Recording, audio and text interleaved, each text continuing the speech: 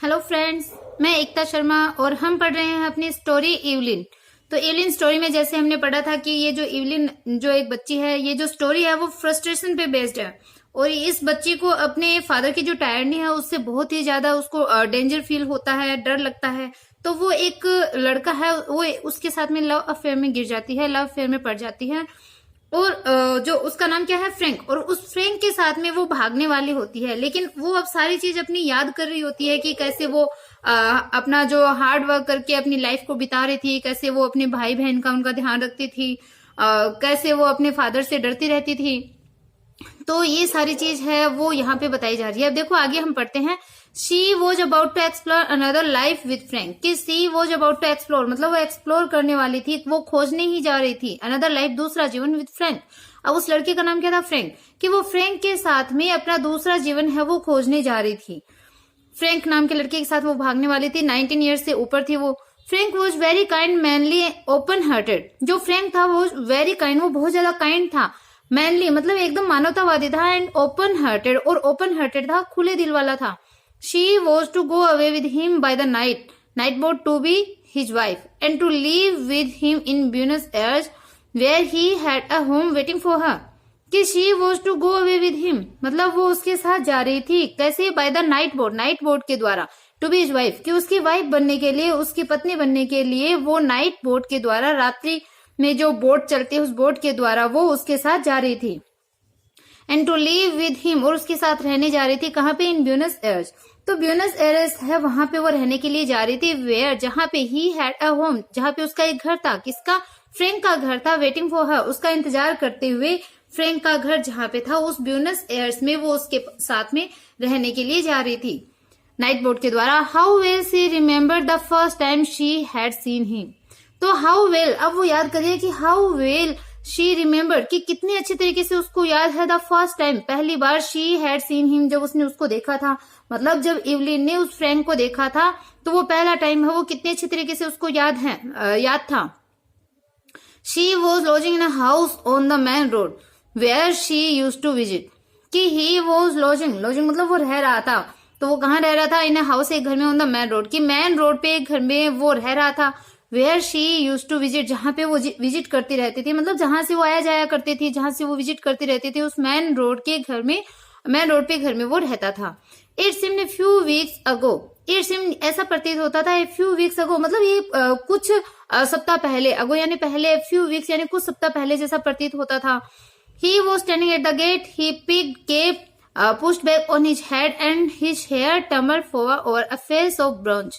कि he was standing at the gate मतलब वो गेट के ऊपर खड़ा था। his picked cape pushed back on his head, his picked cape मतलब उसकी जो एक पतली सी जो केप थी, जो उसकी टोपी थी, pushed back on his head, उसके पीछे की ओर, सर के जो पीछे की ओर है वो पुश मतलब खिसकी हुई थी। तो उसकी जो पिक केप यानी जो पतली सी एक जो केप उसने पहनी हुई थी, जो टोपी थी, वो उसके सर के पीछे की ओर खिसकी हुई थी। एंड हिज हेयर्स, और उसके जो बाल थे वो टम्बल मतलब बिखरे हुए थे। फोर्ड और ए फेस मतलब उसके जो बाल थे वो उसके फेस पे आगे की ओर लुढ़के हुए थे।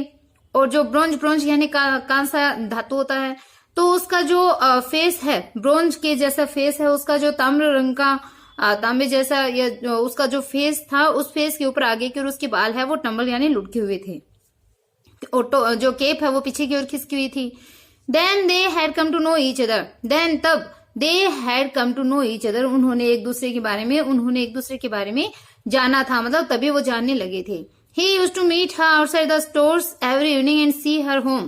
कि he used to मतलब वो, उसको आदत हो गई थी, मिलता रहता था वो। To meet her मतलब उससे मिलना, used to मतलब कोई चीज का आदी हो जाना।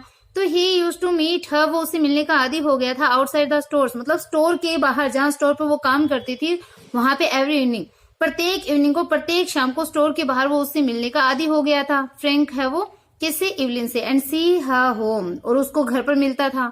ही took her to see the Bohemian girl and she felt elated as she sat in an unaccustomed part of the theatre with him.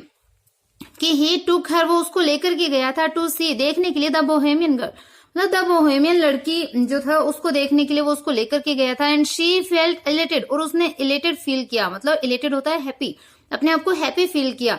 Evelyn ने अपने आप को खुश फील किया, महसूस किया। एज जैसे ही सी सैट, वो बैठी हुई थी, in an accustom unaccustomed part, unaccustomed part का मतलब होता है वीआईपी पार्ट के अंदर ऑफ द थिएटर, थिएटर के विद हिम, उसके साथ, किसके साथ, फ्रैंक के साथ, कि फ्रैंक के साथ थिएटर के अंदर वीआईपी पोर्शन के अंदर जब वो बैठी हुई थी तो उसने एकदम हैप्पी फील किया, महसूस किया, खुश महसूस किया। He was awfully fond of music and sang a little, तो ही वॉज यानी जो फ्रैंक था वो awfully fond of music, fond of होता है लगाव रखना, म्यूजिक से वो बहुत अधिक, awful यानी बहुत अधिक, बहुत ही खतरनाक तरीके से वो म्यूजिक से लगाव रखता था। एंड sang a little, और उसने थोड़ा सा गाया भी, वहां पे जब वो गया था वो थोड़ा सा उसने गाया। People knew that they were courting, and when he sang about the lass that lodged a cellar, she always felt pleasantly confused। तो देखो पीपल न्यू मतलब लोग है वो जानते थे, दैट की दे वर कोर्टिंग, मतलब वो कोर्टिंग यानी एक दूसरे में लगाव रखते थे, एक दूसरे से वो प्रेम करते थे, ऐसी बात है वो लोग जानते थे। एंड और when he Seng about the less, less यानी एक जो लेडी होती है, गर्ल होती है, तो व्हेन ही सेंग जब वो गाता था अबाउट द लेस, मतलब जब वो एक लड़की के बारे में गीत गाता था, दैट लव्स अ सेलर, जो कि एक सेलर से प्रेम करती थी, एक नाविक से प्रेम करती थी, she always felt pleasantly confuse, तो वो हमेशा क्या होती, प्लीजेंटली यानी एकदम प्रसन्नता पूर्वक वो कंफ्यूज हो जाती थी, एकदम से वो भ्रमित फील करती थी, महसूस करती थी। He used to call her Poppens out of fun, तो he used to call her, वो उसको कहा करता था क्या, पॉपिंस आउट ऑफ फन, मतलब फन में, मजाक मजाक में वो उसको पॉपिंस कहा करता था। पॉपिंस मीन्स होता है कठपुतलियों जैसा, तो वो उसको मजाक मजाक में उसको जो कठपुतलियों से खेलने वाला जो होता है ना, वैसा कहा करता था, पॉपिंस कहा करता था। First of all, it had been an excitement for her to have a fellow, and then she had begun to like him। कि first of all, सबसे पहले तो it had been an excitement for her, कि उसके लिए एक excitement से भरा हुआ था, उत्तेजना थी कि उसके पास में कोई फेलो था, एक साथी था। तो ये बात सबसे पहले क्या थी, एक उत्तेजना से परिपूर्ण थी कि उसके पास में एक फेलो था, साथी था। एंड देन और फिर she had begun to like him, उसने उसको पसंद करना शुरू कर दिया था। He had tales of distant countries, कि ही हैड टेल्स, उसके पास में टेल्स यानी कहानियां थी, किसकी, ऑफ डिस्टेंट कंट्रीज, डिस्टेंट यानी दूर से जो कंट्रीज थी, जो देश थे, उनकी कहानियां उसके पास में थी, क्योंकि वो खुद सेलर था और इधर उधर कंट्रीज में जाया करता था, तो उसके पास बहुत सी कहानियां थी। He had started as a deck boy at a pound a month on a ship of the Allan line going out to Canada. He had started as a deck boy, कि उसने एक डेक बॉय के रूप में अपना काम है वो शुरू किया था। डेक बॉय मतलब नाव पे काम करने वाला जो लड़का होता है, उस रूप में काम शुरू किया था।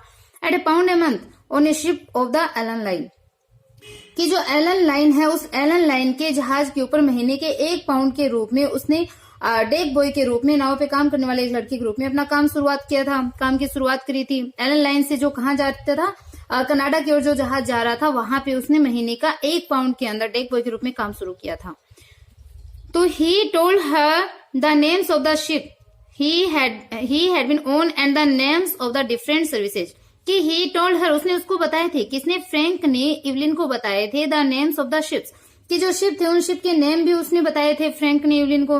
ही हैड बीन ऑन, जिस पर वो जाया करता था, मतलब जिस पे उसका काम था, जहां पर वो जाया करता था, तो उन शिप के नेम है वो भी उसको बताए थे। And the name of the different services, और जो अलग अलग सर्विसेज थी, जो सेवाएं जो होती थी, उनके नाम भी उसने बताए थे इवलिन को।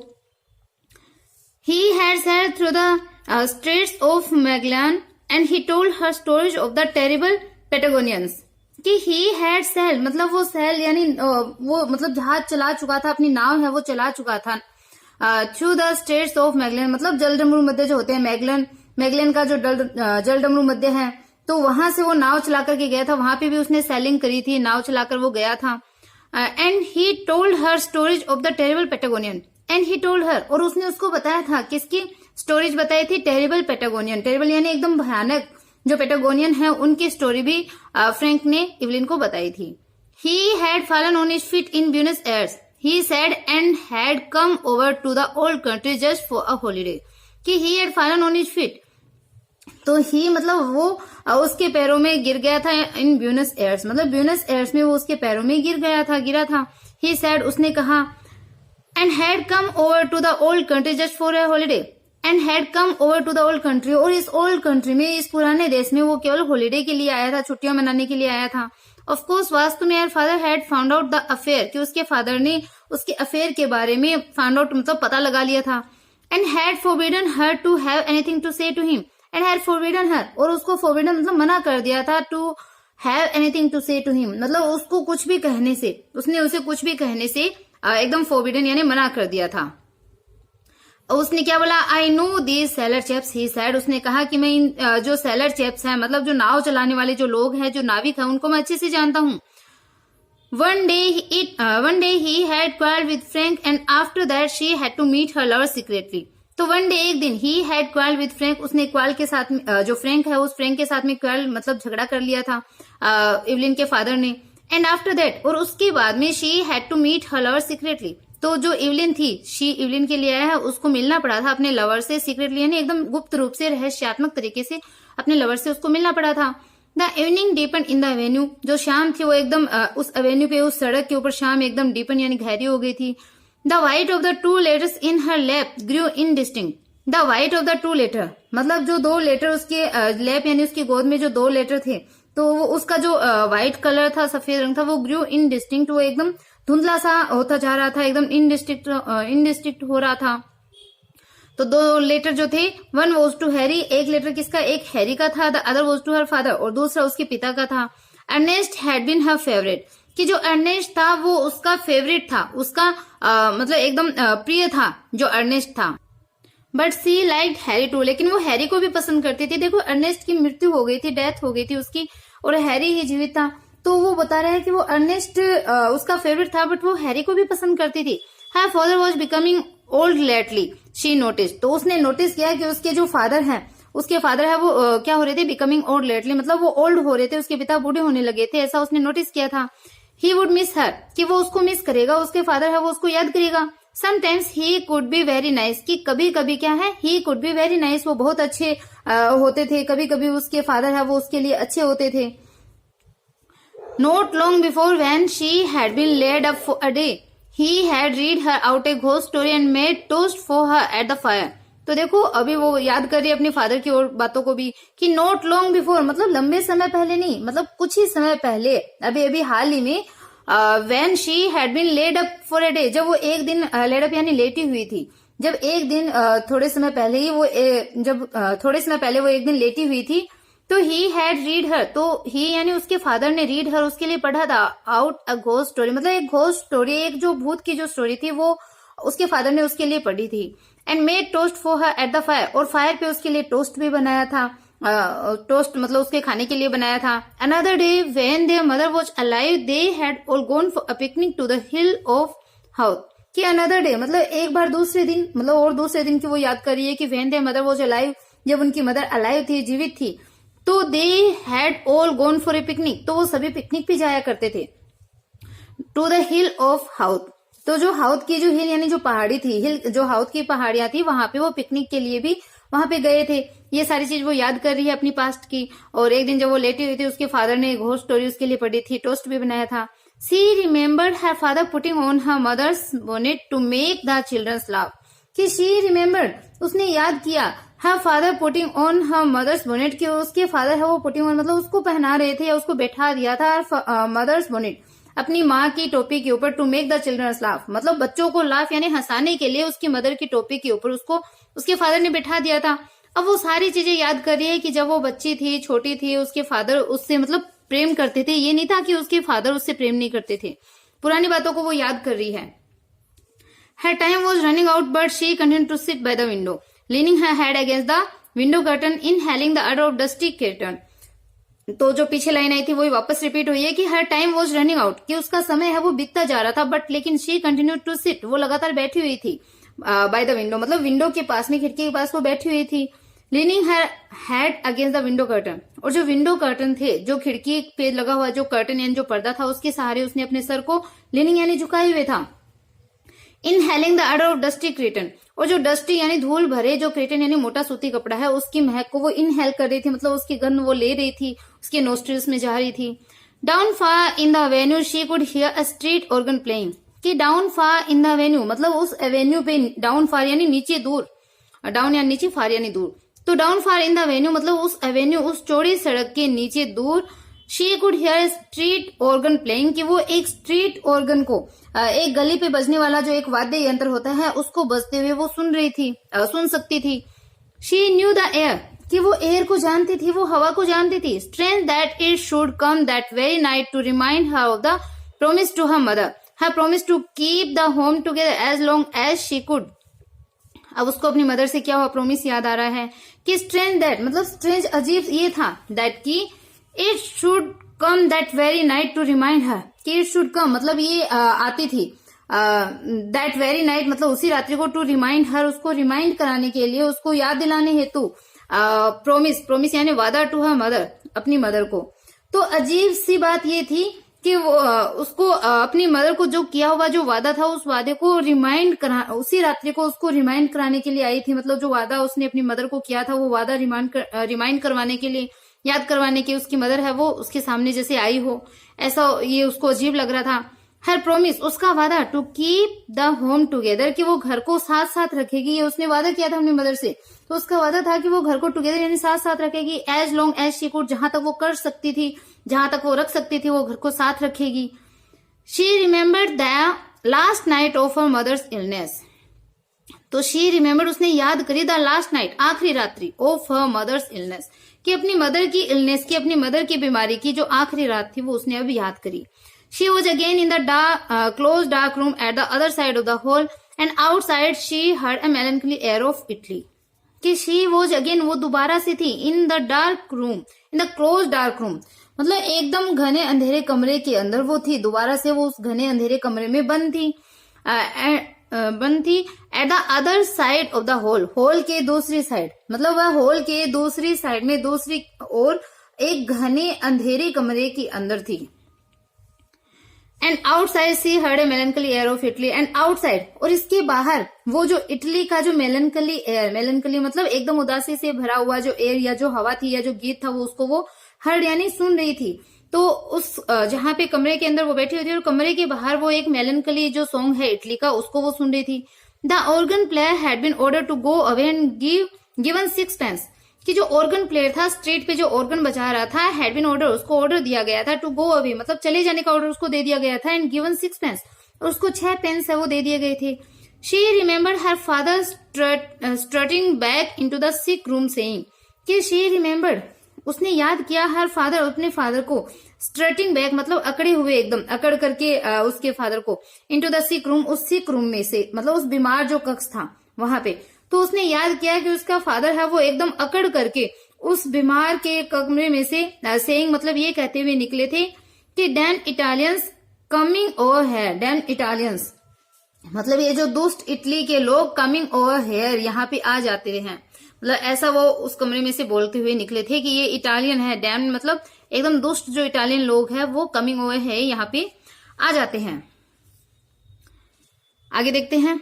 As she mused, the pitiful vision of her mother's life laid its spell on the very quick of her being. That life of commonplace sacrifices closing in final craziness. कि as she mused the pitiful vision of her mother's life, कि as जैसे ही she mused मतलब उसने mused मतलब एकदम जैसे वो happy feel कर रही थी, the pitiful vision, pitiful vision होता है दयापूर्ण जो विजन हो, जो एक दृश्य हो, उसको बोलते हैं। और म्यूज देखो खुशी भी होती है और चिंतन करना भी होता है, किसी चीज के बारे में ऐसे सोचना। तो as she muse the pitiful vision of her mother's life, की जैसे ही अपनी मदर के जीवन के उस पिटीफुल विजन के ऊपर, उस दया से परिपूर्ण जो एक दृश्य था उसके ऊपर जैसे ही उसने चिंतन कर रही थी, जैसे वो उस पर सोच रही थी, तो let it spell on the very quick of her being. तो इट स्पेल मतलब इसने एक स्पेल यानी प्रभाव डाला था, ऑन द वेरी क्विक मतलब एकदम तेजी से प्रभाव डाला था, ऑन ऑफ हर बीइंग मतलब अपने होने पर। तो किसके होने पे, देखो हर ये जो वर्ड आया है वो इवलिन के लिए आया है कि उसके होने पर इसने एक बहुत ही जल्दी से तेजी से स्पेल यानी प्रभाव डाला था जब वो सोच रही थी। और प्रभाव क्या था, that life of commonplace sacrifices closing in final craziness, कि लाइफ ऑफ कॉमन प्लेस मतलब कॉमन प्लेस पे एक सामान्य स्थान पे जो जीवन होता है वो सेक्रीफाइसेस यानी खत्म होता है, बलिदान देता है, क्लोजिंग इन फाइनल क्रेजीनेस मतलब एकदम फाइनल अंतिम जो क्रेजीनेस होती है, पागलपन होती है, वहां पे ये सेक्रीफाइस होता है, समाप्त होता है। कि कॉमन प्लेस यानी सामान्य स्थान पे जो जीवन होता है वो जीवन एक अंतिम पागलपन पर बलिदान कर दिया जाता है, वो वहां पे समाप्त हो जाता है। तो ऐसा वो यहाँ पे उसके ऊपर प्रभाव पड़ रहा था। She trembled as she heard again her mother's voice saying constantly with foolish insistence, कि she trembled वो copy, as she heard again जैसे उसने दोबारा से सुना, her mother's voice अपनी मदर की आवाज को सुना, saying ये कहते हुए constantly यानी लगातार, continue with foolish insistence. Foolish मतलब एकदम मूर्खतापूर्ण, इंसिस्टेंस होता है जोर देना। तो एकदम मूर्खतापूर्ण उस इंसिस्टेंस या जोर के साथ में, दबाव के साथ लगातार अपनी मदर की आवाज को ये कहते हुए उसने दोबारा से सुना कि डेवन सेरन, डेवन सेरन। तो ये एक फ्रेज है, डेवन सेराउंड, डेवन सेराउंड मतलब ध्यान रखो, ध्यान रखना, ध्यान रखना, इस टाइप से वो बोलना चाहती है कि सबका ख्याल रखना, सबका ध्यान रखना। ये आवाज उसको वापस से सुनाई दे रही है। तो she stood up in a sudden impulse of terror. She stood up, वो खड़ी हो गई। इन अ सडन इम्पल्स मतलब एकदम अचानक से, जो इम्पल्स यानी जो भावना थी, भावना किसकी? ऑफ टेरर यानी डर की। तो डर की एक अचानक सी भावना से वो स्टूड अप यानी खड़ी होगी। एस्केप की बचो, शी मस्ट एस्केप कि उसको बचना ही चाहिए। अब देखो वो इवलिन सोच रही है कि शी मस्ट एस्केप मतलब उसको बचना ही चाहिए। वो सोच रही है कि Frank would save her, Frank है वो उसको सेव कर लेगा, उसको बचा लेगा। He would give her life, वो उसको जीवन देगा। परहैप्स लव टू, कि शायद प्रेम भी देगा, जीवन भी देगा, प्यार भी देगा। But she wanted to live, लेकिन वो लिव यानी रहना चाहती थी, वो जीना चाहती थी। Why should she be unhappy, तो फिर वो अनहैप्पी क्यों रहे, वो दुखी क्यों रहे। She had a right to happiness, उसको भी हैप्पीनेस का, खुश रहने का अधिकार था। मतलब वो यहाँ पे अपने फादर के साथ वो इतनी हैप्पी नहीं थी, तो वो सोच रही कि उससे भी खुश होने का अधिकार था। वो ऐसे कितने दिन तक उनका ध्यान रखे। Frank would take her in his arms, fold her in his arms, कि फ्रैंक वुड टेक हर, कि जो फ्रैंक है वो उसको ले लेगा इन हिज आर्म्स मतलब अपनी बाहों में, अपनी भुजाओं में ले लेगा। Fold her in his arms, और वो अपने आर्म्स में, अपनी भुजाओं में उसको फोल्ड कर लेगा, उसको हक करेगा। ही वुड सेव हर, वो उसको बचा लेगा। ऐसा वो कंटिन्यू सोच रही है कि जो फ्रैंक है वो उसको रियल में बचा लेगा। She stood among the saying crowd in the station at the north pole. अब वो देखो भागने के लिए स्टेशन पे खड़ी है कि शी स्टूड, वो खड़ी थी। Among the saying crowd, saying यानी एकदम झूलती हुई जो भीड़ थी, उस भीड़ के बीच में। इन द स्टेशन, स्टेशन पे। एट द नॉर्थ पोल, कि जो नॉर्थ पोल के स्टेशन पे झूलती हुई भीड़ के बीच में वो खड़ी थी। He held her hand and she knew that he was speaking to her, saying something about the passage over and over again. He यानी जो फ्रैंक है, held her hand, उसने उसका हाथ पकड़ा हुआ था, मतलब फ्रैंक ने इवलिन का हाथ पकड़ा हुआ था। And she knew, और वो जान गई थी, जानती थी, that कि he was speaking to her, कि वो उससे बात कर रहा था। Saying something about the passage, कि saying something वो कुछ कह रहा था, किसके बारे में? About the passage over and over again, कि बार बार वो उस पैसेज यानी उस मार्ग के बारे में वो कुछ न कुछ कह रहा था, ऐसा वो जानती थी। The station was full of soldiers with brown baggage, कि द स्टेशन वो जो स्टेशन था वो जो ब्राउन बैग थे यानी भूरे कलर के जो बैग वगैरह थे, तो सिपाहियों के भूरे रंग के बैग से वो जो स्टेशन है वो पूरा भरा हुआ था। Through the wide doors of the shed she caught a glimpse of the black mass of the boat lying in beside the quay wall with illuminated portholes।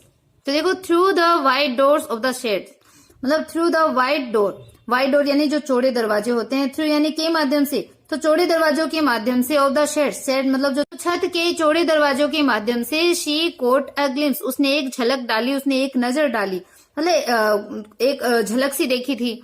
Of the black mass of the boat, मतलब जो boat थी उसकी black मास यानी काली जो भीड़ थी, तो किसकी? बोट की।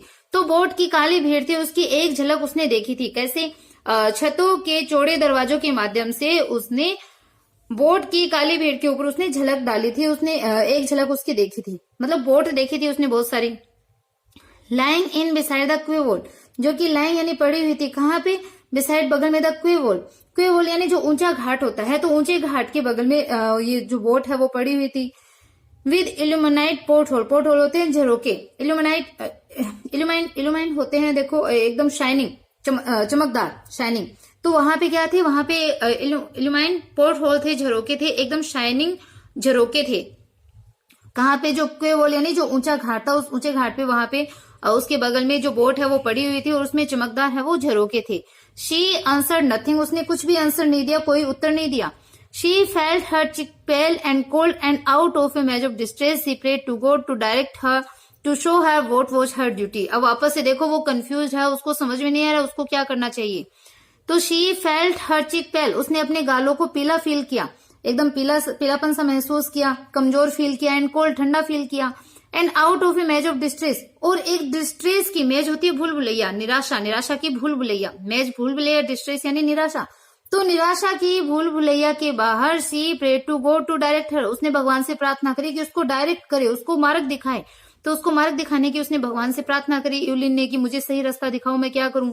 टू शो हर, कि उसको वो दिखाए व्हाट वाज हर ड्यूटी, कि उसकी ड्यूटी क्या थी, उसका कर्तव्य क्या था, ये चीज भगवान उसको शो करे, ऐसे वो प्रार्थना कर रही थी। मतलब यहां तक आने के बाद में भी वो एकदम डिटरमाइन नहीं थी कि उसको क्या करना था। The boat blue a long mournful whistle into the mist. अब जो बोट थी उसने ब्लू ए लॉन्ग, ब्लू यानी बजाए, ए लॉन्ग एक लंबा, मोर्नफुल विसल यानी सैडनेस से भरा हुआ दुखपूर्ण सीटी बजाई, इनटू द मिस्ट, मिस्ट होता है कोहरा, फोग। तो कोहरे में से बोट ने एक लंबी सैडनेस से भरी हुई सीटी है वो बजाई। If she went tomorrow she will be on the sea with Frank steaming toward Buenos Aires. तो देखो वो सोचती है कि इफ शी वेंट, यदि वो चली गई, तो टुमारो यानी कल, she would be on the sea, वो सी पे यानी समुद्र पे होगी, विद फ्रैंक तो फ्रैंक के साथ वो समुद्र पे होगी अगर वो आज चली जाती है। Steaming toward Buenos Aires, Buenos Aires की तरफ, स्टीमिंग यानी उस जहाज में यात्रा करते हुए वो ब्यूनस एयर्स पे समुद्र के ऊपर फ्रैंक के साथ में होगी अगर वो चली जाती है। Their passage had been booked, उनके जो पैसेज मतलब उनकी जो सीट थी वो सीट उनकी बुक कर दी गई थी। Could she draw back after all he had done for her, कि could she still draw back, कि क्या उसको मतलब ड्रा बैक यानी पीछे की ओर क्या उसको खींच लेगा, after all he had done for her, कि क्या वो उसको अपने आप पीछे की ओर खींच लेगा जो कुछ भी उसने उसके लिए किया था। तो मतलब वो अपने आप को फील कर रही है, शी यहाँ पे उस इवलिन के लिए है। Could she still draw back, कि क्या वो अपने आप को वापस पीछे की ओर खींच ले। जो इवलिन है वो सोच रही है क्या मैं वापस चली जाऊं, क्या मुझको अपने मतलब पीछे की ओर खींच लूं मैं अपने आप को। After all he had done for her, कि उसने इतना सब कुछ मेरे लिए किया था फ्रैंक ने, फिर भी क्या मैं अपने आप को पीछे की ओर खींच लूं, ऐसा वो सोच रही है, क्या मैं वापस चले जाऊं। Her distress awoke and anew in her body and she kept moving her lips in silent fervent prayer, कि हर डिस्ट्रेस, उसकी जो डिस्ट्रेस थी, उसकी जो निराशा थी, अवोक्स and anew in her body, उसके शरीर के अंदर, उसने न्यूसी होता है एक जी घबराना जैसा, मिचली की सी ऐसी फीलिंग आने, तो उसकी निराशा ने उसके शरीर के अंदर ऐसे मिचली सी जगा दी थी, एकदम जी घबराने वाली सी उसकी स्थिति है वो बना दी थी। And she kept moving her lips, और वो अपने लिप्स को, होठों को लगातार हिलाती रही, इन साइलेंट फर्वेंट प्रेयर, तो फर्वेंट होती है उत्साही प्रार्थना के साथ में, अपनी चुपचाप साइलेंट उत्साही प्रार्थना के साथ वो अपने होठों को लगातार हिलाती रही। A bell clang upon her heart, तो जो एक बेल थी, बेल यानी जो घंटी थी, वो क्लैंग यानी बजी अपॉन हर हर्ट, उसके दिल में एक घंटी बजी। She felt him seize her hand, कि शी फेल्ट उसने महसूस किया, हिम उसको सीज हर हैंड मतलब उसने अपना हाथ है वो पकड़ते हुए महसूस किया कि उसका हाथ है जैसे पकड़ा गया था, किसके द्वारा, फ्रैंक के द्वारा पकड़ा गया था, ऐसा उसने फील किया। कम आओ, all the seas of the world tumble about her heart, तो all the seas of the world मतलब इस वर्ल्ड के, संसार के सारे जो समुद्र थे वो टम्बल यानी लुट के, अबाउट हर हार्ट मतलब उसके हार्ट के, उसके दिल के चारों तरफ विश्व के सारे समुद्र है वो टम्बल यानी लुढ़क गए थे, ऐसा उसको फील हो रहा था। He was drawing her into them, कि ही वॉज ड्राइंग वो उसको खींच रहा था, इनटू देम मतलब उनकी तरफ, उन समुद्रों की तरफ, जैसे फ्रैंक है वो इवलिन को घसीट रहा था, ऐसा उसको फील हो रहा था। ही वुड ड्राउन हर मतलब वो उसको ड्राउन यानी डुबो देगा, ऐसा वो सोच रही थी कि ये जो फ्रैंक है वो मुझे इसमें डुबो देगा। She gripped with both hands at the iron railing, कि शी ग्रिप्ड, ग्रिप यानी पकड़ ली थी, विद बोथ हैंड अपने दोनों हाथों से, एट द आयरन रेलिंग, कि जो आयरन रेलिंग थी, लोहे की रेलिंग थी, उसको अपने दोनों हाथों से उसने पकड़ लिया था। कम आओ, तो बोलती है नो नो नो, की नो नो नो नहीं नहीं नहीं, इट वॉज इम्पॉसिबल, ये इम्पॉसिबल था, असंभव था। Her hands clutched the iron in frenzy, कि उसके हाथों ने क्लच्ड यानी पकड़ा हुआ था द आयरन, उस आयरन को, उस लोहे की छड़ को, इन फ्रेंजी, फ्रेंजी मतलब एकदम नियंत्रण से रहित जो स्थिति होती है, अनियंत्रित, एक अनियंत्रित स्थिति के साथ में उस आयरन को, लोहे को उसके हाथों ने पकड़ लिया था, पकड़े हुए था उस आयरन की रेलिंग को। Amid the seas she sent a cry of anguish, कि अमिड द सीज मतलब उस सीज के बीच में, उन सागरों के बीच में, शी सेंट ए क्राई उसने एक क्राई यानी एक आह भरी थी, ऑफ एंग्वेज, एंग्वेज यानी दुख से भरी हुई, उसने एक क्राई है वो करी, एक आह भरी। इवलिन एवी उसको आवाज लगा रहा है, वो भाग गई वहां से। तो अब जो फ्रैंक उसको आवाज लगा रहा है कि Eveline Evvy. He rushed beyond the barrier and called to her to follow, he rushed वो दौड़ा, बियॉन्ड द बैरियर मतलब उस जो बैरियर था, बीच में जो बाधा थी, उस बाधा के पार वो दौड़ा, फ्रैंक है वो उसके पीछे दौड़ा। And called to her to follow, and call to her और उसको मतलब पुकारा, टू फॉलो मतलब उसको अनुसरण करने के लिए वो दौड़ा या उसको पुकारा, उस बाधा के दूर वो रस्ट यानी दौड़ा, भागा। ही वो shouted at to go on but she still call to her, कि ही वो शाउटेड मतलब वो चीखा था, एट टू गो ऑन मतलब चलने के लिए वो चीखा था, उसको इवलिन को बोल रहा था कि चलो चलते हैं, तो उसको चलने के लिए वो चीखा था, बट लेकिन he still call to her, वो स्टिल यानी अभी भी कॉल टू हर, उसको पुकार रहा था, मतलब बस वो उसको पुकार ही रहा था, वो बिल्कुल भी उसकी तरफ नहीं आ रही थी Eveline. She set her white face to him passive like a helpless animal, कि सी उसने यानी कि किसने उस इवलिन ने set her white face to him, अपना जो व्हाइट फेस था, सफेद चेहरा था, वो उसकी तरफ सेट किया, घुमाया। पेसिव यानी पेसिव मीन्स होता है एकदम से मतलब बिना किसी मोशन वाला, जिसमें कोई भाव नहीं हो, तो बिना किसी भाव के साथ में लाइक ए हेल्पलेस एनिमल, एक असहाय जानवर के समान एकदम बिना किसी इमोशन के, बिना किसी भाव के, उसने अपना फेस है, अपना जो सफेद फेस था, चेहरा था, उसको उसकी तरफ घुमा लिया। Her eyes gave him no sign of love of farewell और रिकॉग्निशन। हर आइज मतलब जो इवलिन की आंखें थी, गेव हिम उसको दिया, नो साइन कोई संकेत नहीं दिया था, कोई चीज नहीं दिया था, किस चीज का, लव का, प्रेम का, फेयरवेल यानी विदाई, रिकॉग्निशन यानी कोई पहचान। तो उस इवलिन की आंखों ने उसको प्रेम, विदाई या फिर जान पहचान का कोई भी चिन्ह उसको नहीं दिया था, मतलब वो एकदम से भावना शून्य हो गई थी, एकदम पैसिव मूड में आ गई थी। उसको बस अपनी मदर से क्या हुआ वादा, वो सारी चीजें याद आ रही थी, वो डिटरमाइन नहीं थी अपने डिसीजन पे। तो आई होप आपको ये जो स्टोरी है वो समझ में आई है। देखो ये जो स्टोरी है वो साइकोलॉजिकल स्टडी इन फ्रस्ट्रेशन के ऊपर ये स्टोरी बेस्ट है, एक यंग वुमेन के बारे में। तो जो कि क्या है, देखो इसमें दे भी रखा है अबाउट द स्टोरी के अंदर, the story a psychological study in frustration is about a young women who longs to escape from the tiny of her father and responsibilities of surrogate motherhood thrust on her after the death of her mother, मतलब उसके ऊपर एकदम जिम्मेदारी है वो thrust यानी ठूस दी गई थी, अपनी मदर की मृत्यु के बाद में एक जिम्मेदारी ठूस दी गई थी कि वो एक सरोगेट मदरहुड के रूप में अपनी जो रिस्पॉन्सिबिलिटी है वो निभाए, और अपने फादर की जो टायरनी थी, मतलब जो तानाशाही थी, उससे एकदम बचने की वो इच्छा चाहती थी, एकदम वो फ्रस्ट्रेट थी। तो when she is offered an avenue to escape, she discover that she lacks the spirit, the courage and the strength of character to take it. तो ये चीज हमें लास्ट लाइन में देखो दिखी गई, उसमें भावना की, साहस की, ताकत की, मतलब हर एक चीज की कमी थी, इसीलिए वो अपने डिसीजन पे टिकी हुई नहीं थी। तो आई होप आपको ये जो स्टोरी है वो समझ में आई है, पढ़ाया वो अच्छा लगा है। अगर आपको पढ़ाया हुआ अच्छा लग रहा है, समझ में आ रहा है, तो आप जरूर चैनल को लाइक करना नहीं भूलना, चैनल को सब्सक्राइब करना मत भूलना। अगर आपको अच्छा लग रहा है तो आप अपने फ्रेंड के पास इसको शेयर भी कीजिए। Okay bye, have a nice day.